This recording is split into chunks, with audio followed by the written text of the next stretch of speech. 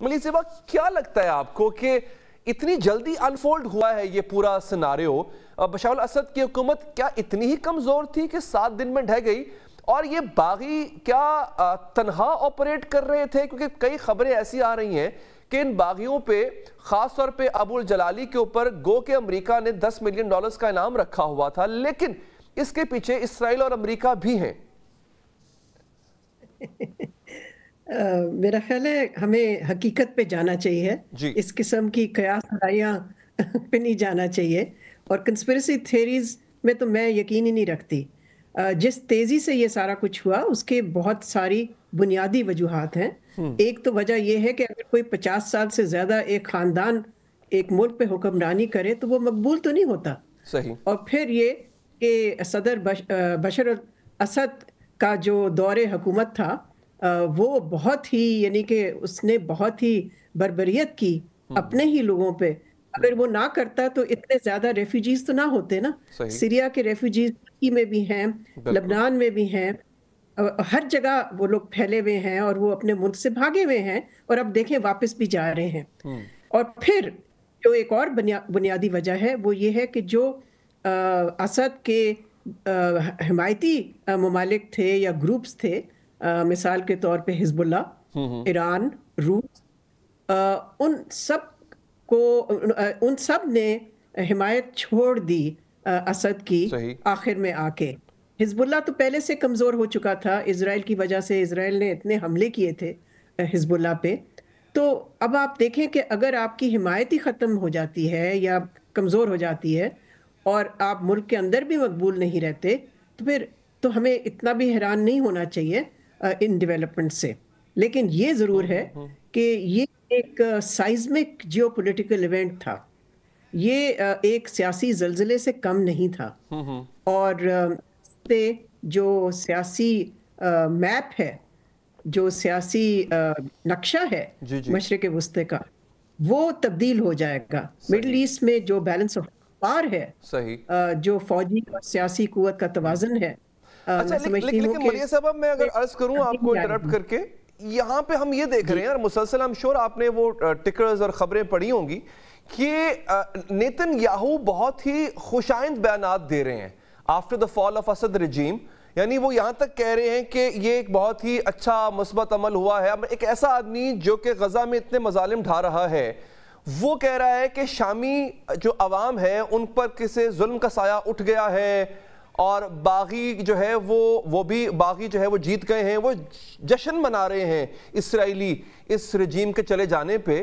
تو اس کو کس طرح دیکھیں گے آپ؟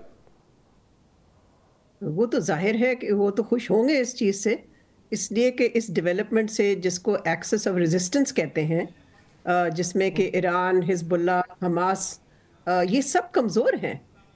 یہ اسرائیل کی جنگ سے کمزور ہو چکے ہیں۔ ایران کا میں یہ نہیں کہوں گی کہ کمزور ہے، لیکن ایران پہ بھی پریشر تو بہت آیا ہے۔ تو جب آپ یہ دیکھیں گے کہ سیریا ہی کے ذریعے ایران اسلحہ بھیجتا تھا حزب اللہ کو، تو اگر وہ رجیم ہی چلی جاتی ہے تو ظاہر ہے اسرائیل تو خوش ہوگا، اسی لیے اسرائیل نے حملے بھی شروع کیے۔ لیکن ہم یہاں پہ یہ دیکھ رہے ہیں کہ آگے جی وہ بفر زون میں پہنچ بھی چکا ہے، لیکن یہ جو ایک محبت بھرے پیغامات تھے، یہ جو کمانڈر ہیں محمد الجبالی، یہ میں آپ کو ٹائمز آف اسرائیل کا اخبار کا جو پنہ ہے وہ پڑھ کے سنا رہا ہوں آپ کو۔ Syrian rebel commander urges Israel to support uprising, strike Iran-backed forces. In interview with TOI, Times of Israel, a Free Syrian Army officer expresses hope for friendly relations with Jewish state, warns of Iranian militias propping up Assad. They will come for Israel too. اب یہ خبر جو ہے میں کس تاریخ میں بتا رہا ہوں، 6 دسمبر کی خبر۔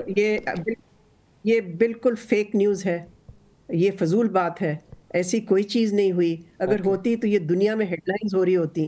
تو ایک اخبار سے پتہ نہیں کہاں سے یہ آپ نے خبر نکال کے، دیکھیں آپ کو فوکس حقیقت پہ کرنا چاہیے۔ یہ فیک نیوز پہ مت جائیں آپ، فیک نیوز پہ مت جائیں آپ۔ آپ دیکھیں کہ حیات تحریر الشام کے جو لیڈر ہیں جلانی، جس کا آپ نے مینشن کیا، ان کی جو پہلی سٹیٹمنٹ آئی ہے قبضہ کرنے کے بعد ڈماسکس میں، ان میں انہوں نے کیا کہا ہے؟ انہوں نے یہ کہا ہے کہ وہ چاہتے ہیں کہ شام، سیریا میں ایک جمہوری اور آزاد ریاست قائم ہو.